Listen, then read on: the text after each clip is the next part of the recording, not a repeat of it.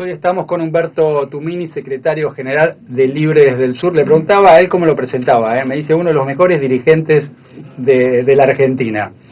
Se ríe pese a que la situación no aparece tan jocosa, y él mismo ha sido parte de los dirigentes de la oposición que ha sido duro con el gobierno nacional en las últimas horas, en los últimos días, a partir de esto que se dio en llamar Proyecto X, ¿no? Es así. Así parece que se llama. Proyecto X, un procedimiento a cargo de la Gendarmería, que depende del Ministerio de Seguridad de la Nación, a cargo de Nilda Garré, para espiar a dirigentes sociales. El gobierno ha desmentido esto, pero bueno, han aparecido evidencias, pruebas donde efectivamente hay revelamientos de datos de dirigentes de la oposición, dirigentes del campo, rurales, de organizaciones de derechos humanos. Algo llamativo a esta altura del partido y además que muestra una suerte de doble estándar, por lo menos el discurso del gobierno, al menos eso es lo que viene denunciando la oposición.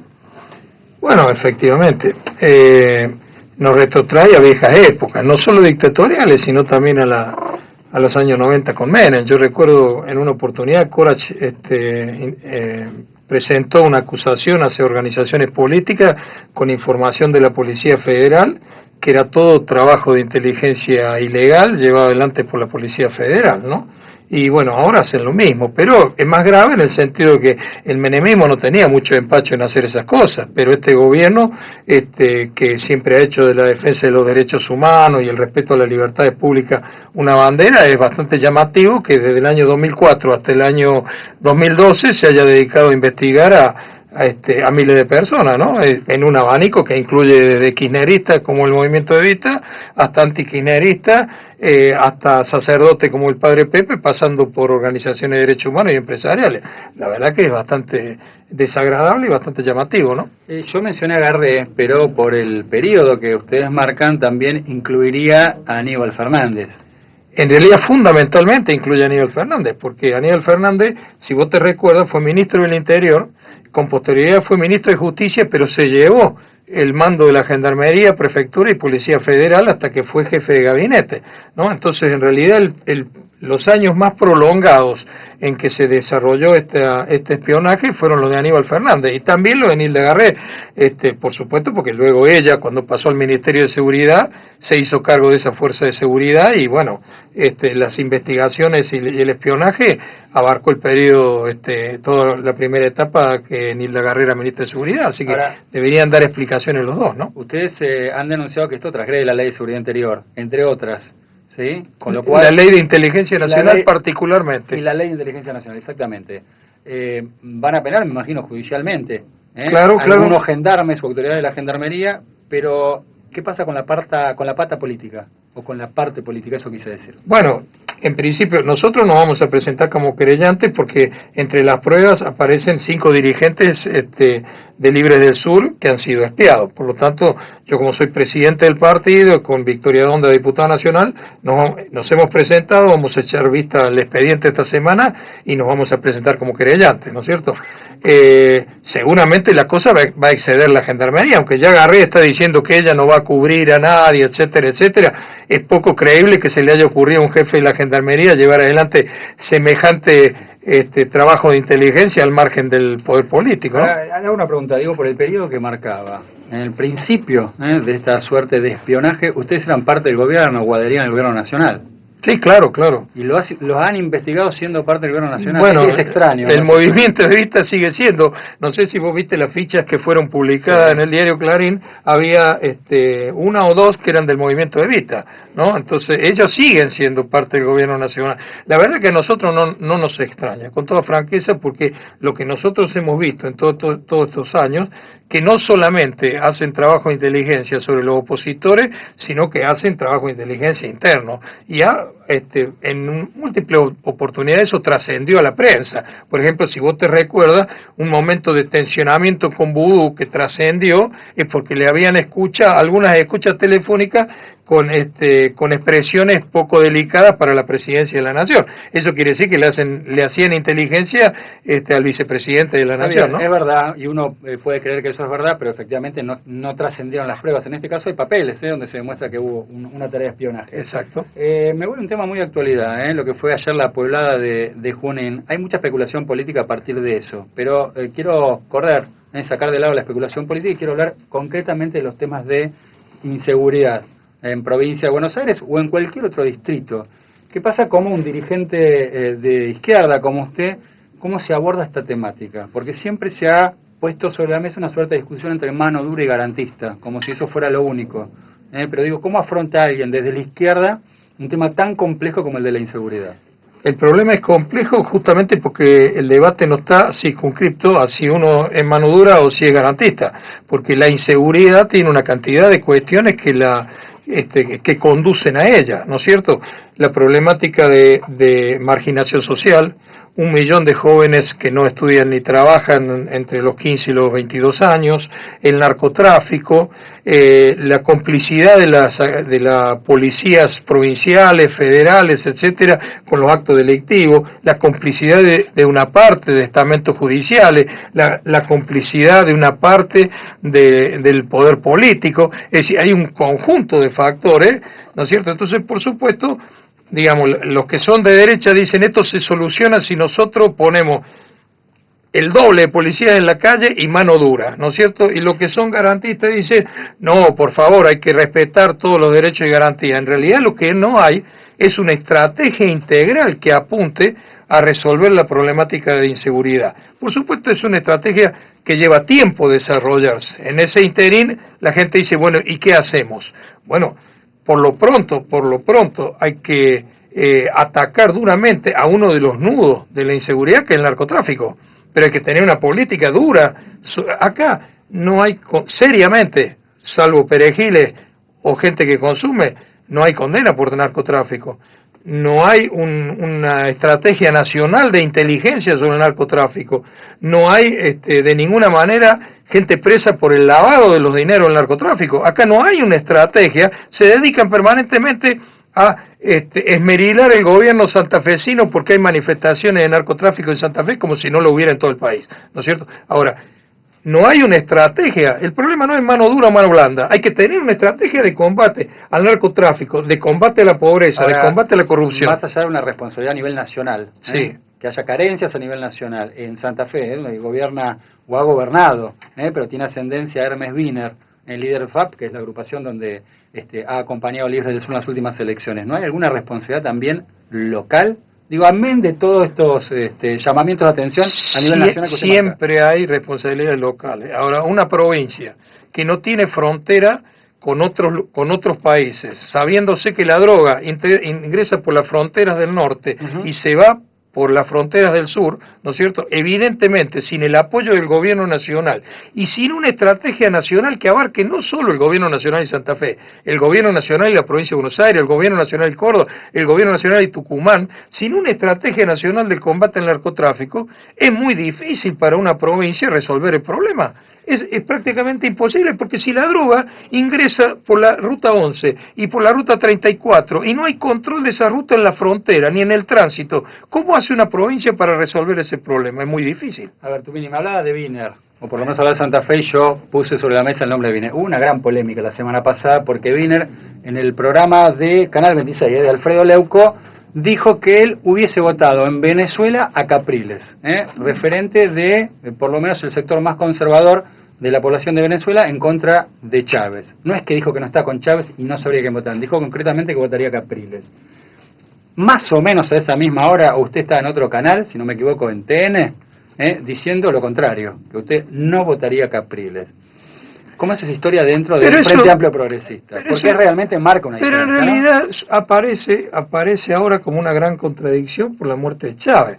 En realidad, cuando fueron las elecciones, Hermes Wiener ya sugirió de que él en esa elección hubiera apoyado a Capriles. Y nosotros dijimos que hubiéramos, con todas nuestras críticas, hubiéramos apoyado a Chávez. Ni siquiera los socialistas decían que votan a Capriles. En todo caso, Wiener solo, pero el socialismo no decía eso. No sé, pero emitió esas señales. ¿Por qué? Entre otras cosas, porque lo que se presentaron en Venezuela, en esa elección, fueron dos representaciones políticas heterogéneas. Porque con Capriles estaba lo más conservador, pero también había fuerzas de izquierda, también había fuerzas progresistas, y el discurso de Capriles era un discurso bastante emparentado en un montón de cosas de reivindicación de lo bueno que había hecho Chávez. Uno puede desconfiar de la honestidad con que lo dijo, no, pero había un montón de aspectos en que reivindicó el proceso de Chávez. Y también con el chavismo hay una cantidad de cuestiones que son cuestionables. Entonces, se quiere poner ese relato K,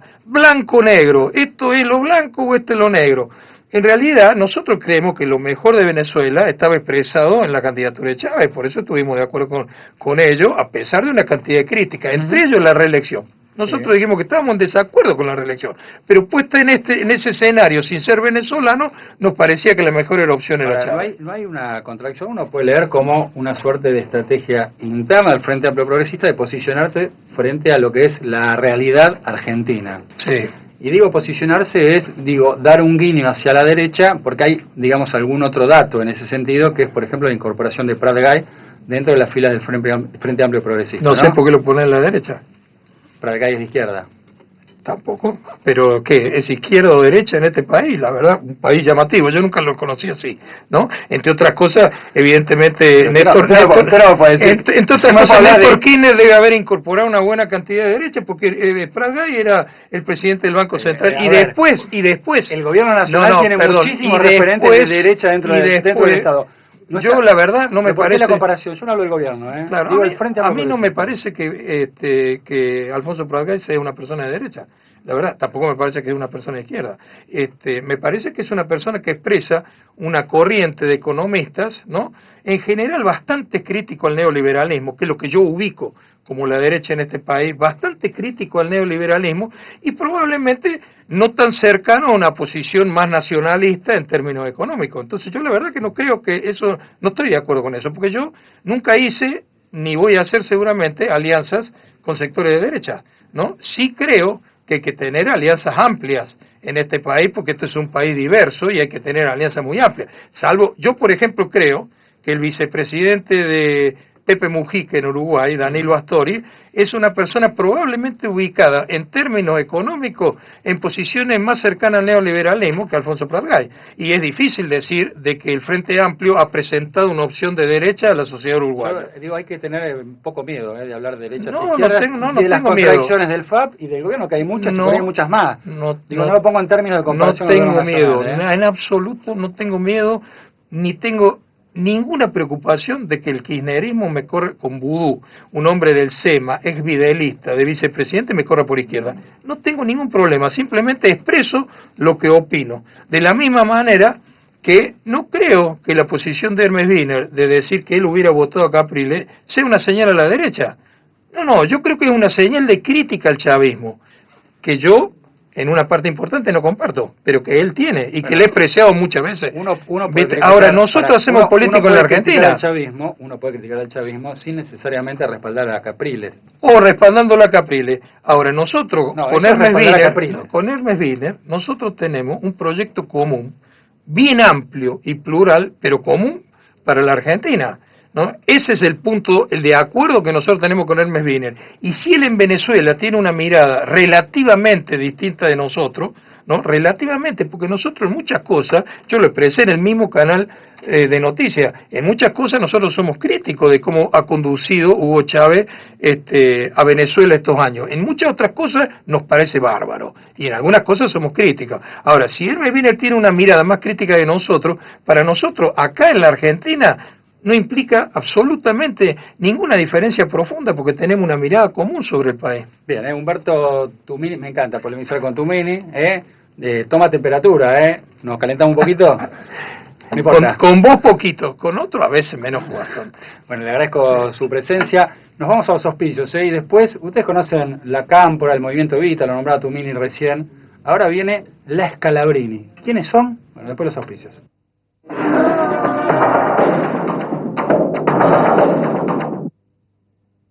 Centro Médico Montserrat, 4382-3767. Estamos agrandando el aeroparque metropolitano con la construcción de los nuevos edificios 3 y 4 y la ampliación del sector de embarque regional. Aeropuertos Argentina 2000. Soñamos con vos. Me llamo Emilio Dizzi.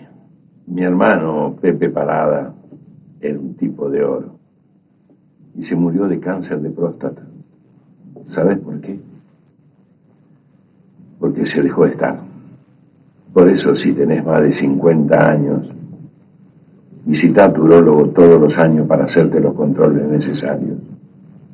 No te olvides. Una vez al año, todos los años. Ospose Integral. Compromiso médico. A una ciudad verde también llegamos juntos en bici. Entra a la Bicisenda. Buenos Aires Ciudad. En todos estás vos.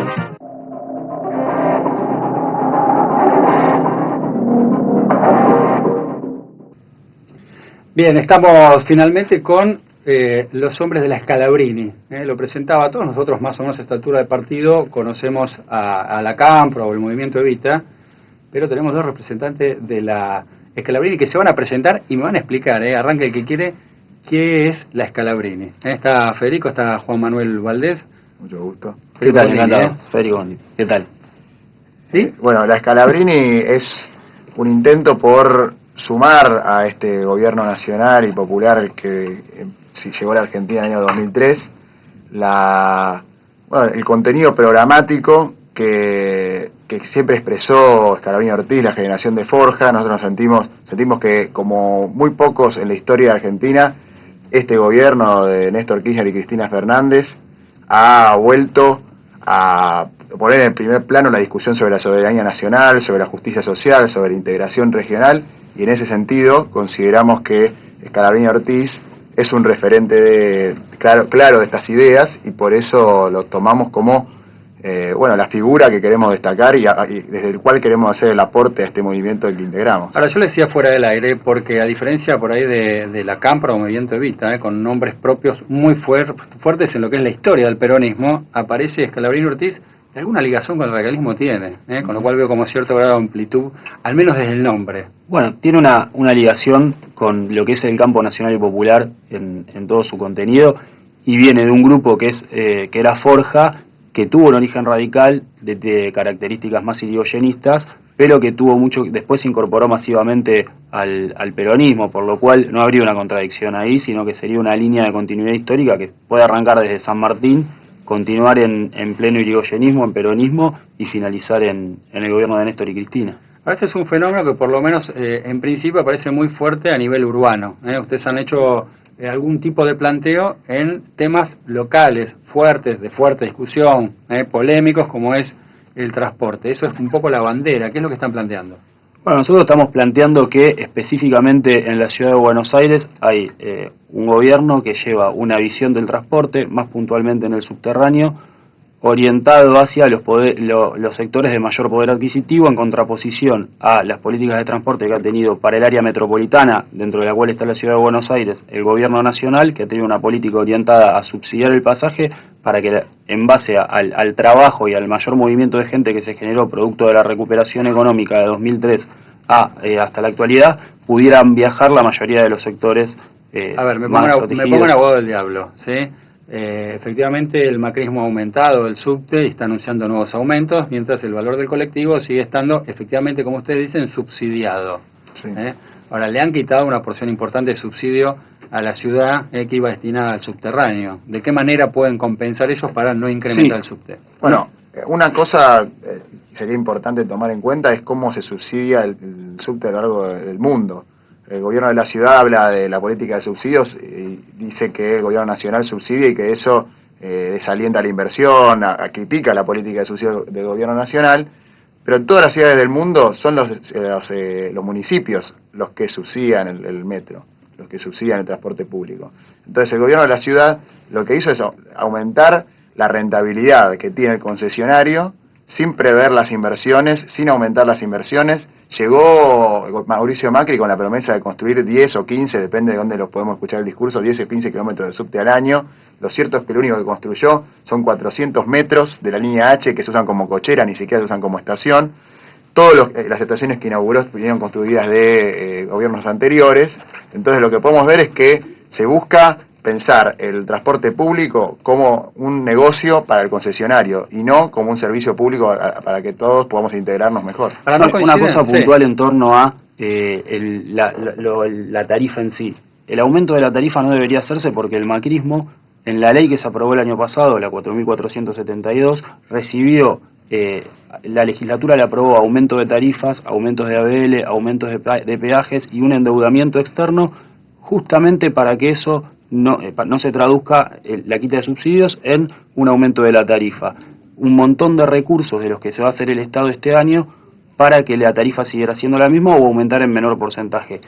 No obstante eso, el macrismo anuncia un aumento del 40% para esta primera parte del año, que se puede ser superior en la segunda parte del año, y aparte destinó en el presupuesto del 2013, en comparación al presupuesto de 2012, una partida menor en transporte, por lo cual no es prioridad el transporte en general, y mucho menos el subte en particular, para Macri como política de Estado. Yo soy usuario y víctima también de lo que es el subterráneo, tomo el subte A habitualmente, ha estado parado 2 meses, y casi en el debut, en el regreso, cuando fui a tomar el subte A, tomé una vieja formación, porque están mezcladas las nuevas con las viejas, con lo cual no se entendió demasiado por qué estuvo parado 2 meses para después tener que subirme a la misma formación que estaba circulando antes, por qué no han dejado circular esas formaciones. Pero más allá de esta crítica puntual, la pregunta tiene que ver con los subsidios, y quiero debatirlo con ustedes. Me parece que la manera de reorientar el subsidio es destinarlos a aquellos que lo necesitan y no a las empresas, porque parte de esta desidia del funcionamiento del subte creo que tiene que ver con que se ha decidido en su momento el gobierno nacional, hay que ver qué pasa con el gobierno de la ciudad ahora que está a cargo, trasladar ese subsidio a la empresa y no al pasajero. Y he visto muchas oportunidades cuando se traslada semejante aporte de subsidio a una empresa, que la empresa se desinteresa del servicio, porque igual la plata ya la tienen. Entonces, si anda mal, si hay paro, si se rompe algo, no tienen ningún apuro, ellos el dinero ya lo tienen, no están volcados al servicio del cliente o del usuario en este caso, que son aquellas personas que toman el subterráneo. Había una idea con la SUBE de tratar de determinar qué personas necesitan el subsidio, pero me parece que hay que focalizar en la gente que lo necesita más que en las empresas. Sí, desde luego, el gobierno nacional, cuando implementa la SUBE, lo hace con esa intención. Ya la propia presidenta habló muchas veces de los palos en la rueda que han puesto sucesivos entre concesionarios y distintas personalidades del sector del transporte y sindicales que se han interferido en la implementación de la SUBE. Y ha tardado por lo menos dos años en implementarse completamente el sistema de la SUBE. Creo que la decisión política del gobierno al llevar adelante esta política es que en un plazo mediano empecemos a generar una tarifa desdoblada para los sectores que lo necesitan, pero no es la idea del gobierno de la ciudad, porque el gobierno de la ciudad inmediatamente plantea aumentos que han expulsado ya de la red. O sea, no creo que se baje la tarifa, lejos de bajarla para los que más lo necesitan. El gobierno de la ciudad está pensando en aumentar la tarifa, que ya el año pasado dejó fuera del servicio a más del 25% de los usuarios que diariamente usaban el subte.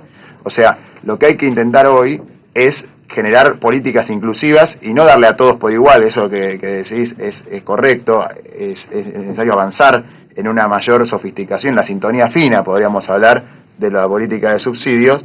El gobierno nacional está avanzando con el instrumento de la SUBE, pero lejos de esto, el gobierno de la ciudad está generando un transporte más elitista. A mí lo que me parece que hay que debatir, más allá de la cuestión de los subsidios o no, que es un tema importante porque representa una gran erogación de dinero para el Estado, es una perspectiva distinta del transporte en el área metropolitana. Y en eso el gobierno nacional ha tomado una decisión muy importante, que es la creación de una autoridad metropolitana de transporte, para sentar las bases de una planificación en un conglomerado urbano donde vos tenés 10 millones de personas que vienen permanentemente a la capital y se van de la capital, y no puede estar descoordinado eso. La movilidad de esas personas no puede estar descoordinada. Estamos de acuerdo, tendría una coordinación con todos los medios de transporte. Provincia local, hay mucha gente que viene por ahí a trabajar en la capital y toma o primero el tren o un colectivo y después el subte que lo acerca finalmente a donde trabaja. Pero por eso no puede ocurrir que el subterráneo tenga una tarifa totalmente desmedida en relación a todos los otros transportes que integran el área metropolitana. Y otra cosa que está generando el aumento del subterráneo es una transferencia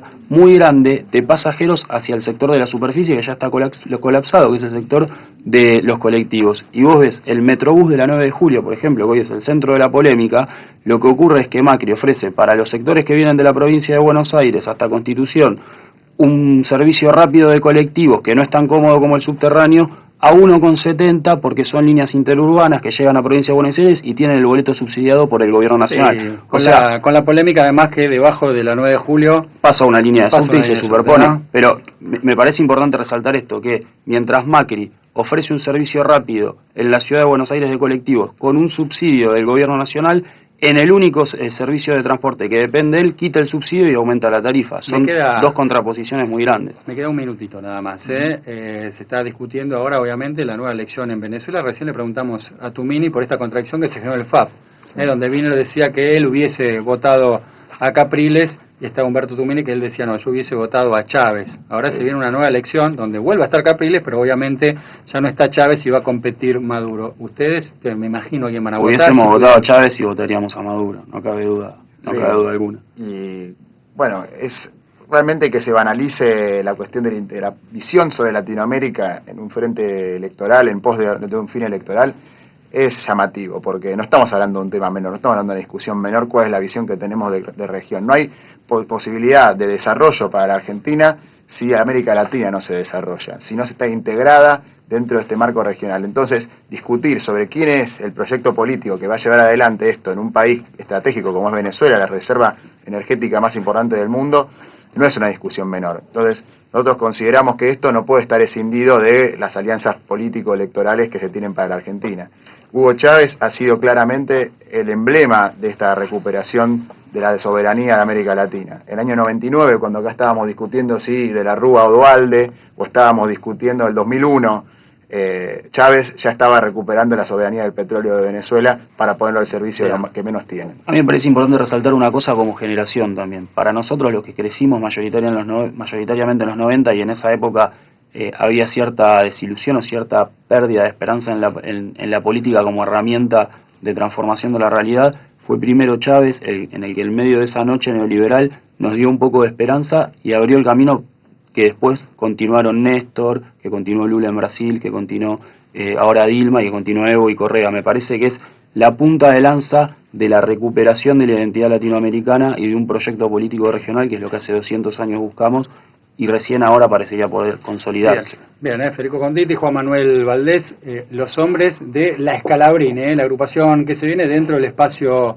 oficialista. Gracias por venir y a ustedes los esperamos como siempre, 11 de la noche aquí por Metro. Chao.